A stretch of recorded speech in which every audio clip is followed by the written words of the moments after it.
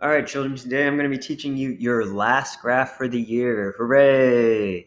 This one's the Phillips curve. It actually looks a lot like the money market. You're going to have to remember that, but this is essentially what it looks like. You're measuring, the Phillips curve is used to measure the trade off between inflation and unemployment. Generally, in the short run, particularly, there is an inverse relationship between inflation and unemployment. So if you look here, as the inflation rate comes down and prices go down, we tend to have an increase in the unemployment rate, which you should remember if we're in a recession, we're generally going to have high unemployment, low inflation.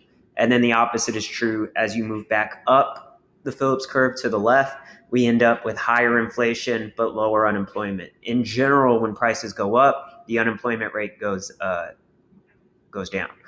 All right, so your y-axis is going to be labeled the inflation rate. Your x-axis is going to be your unemployment rate.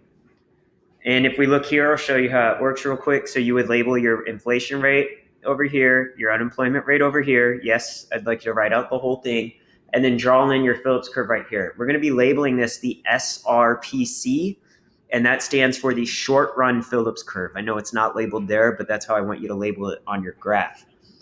All right, so if we look up here, when the economy is in a recession, we have high unemployment. So our GDP is down. So we're going to have high unemployment and prices are going to tend to be low.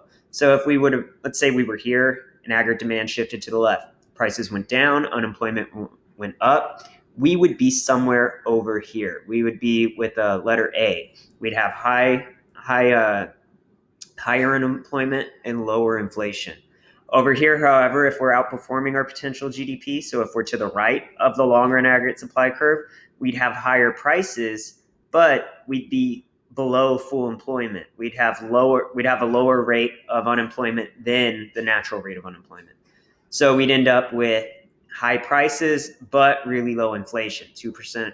I'm sorry, I said that wrong. High prices, but really low unemployment, 2% unemployment, 6% inflation.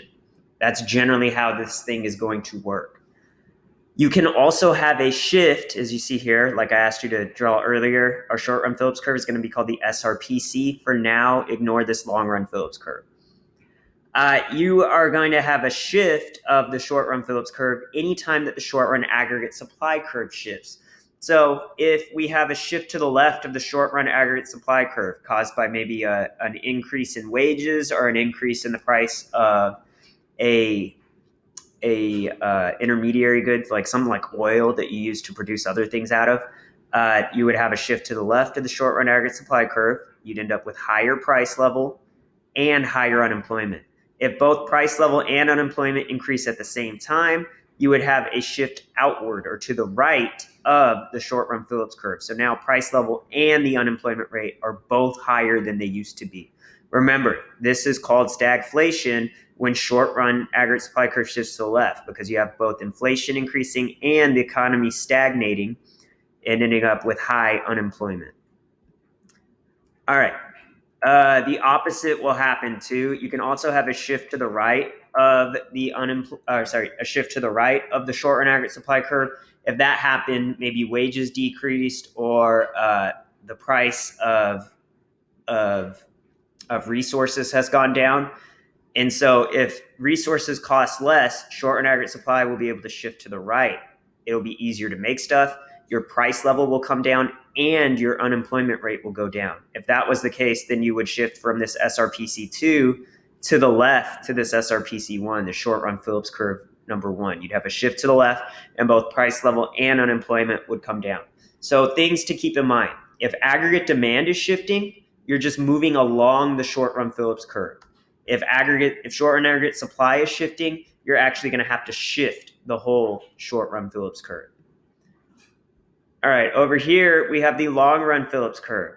This represents our natural rate of unemployment. So at the bottom, I always put UN. You can also put like NUR, natural unemployment rate, anything like that. Remember, our natural unemployment rate tends to be about 5%. And so in the long run, there is no trade-off between inflation and unemployment, and that's because if we look here in the long run, prices and wages are fully flexible. So no matter how high prices get, we can still operate at full employment because wages will rise to match that. Same issue here. As prices go up, we can still experience the natural rate of unemployment because prices and wages are fully flexible. All right. And so when you draw these things, you're always going to draw the long run Phillips curve first and then draw the short run Phillips curve. And if you're at full employment output, your dot would just go right where the long run and short run Phillips curve intersect. All right. What's good and what's bad? Unemployment around 5%, honestly, is going to be good. You start worrying when you get above 5%, and then it's really bad if it's at 8% or more. That's when you're in a big time recession. Inflation, 1 to 4% is what we aim for, probably closer to 2%, really. And then anything above 4% is going to start being really bad. And then finally, GDP growth. You want 2.5 to 5%. Anything less than that is going to be bad. All right.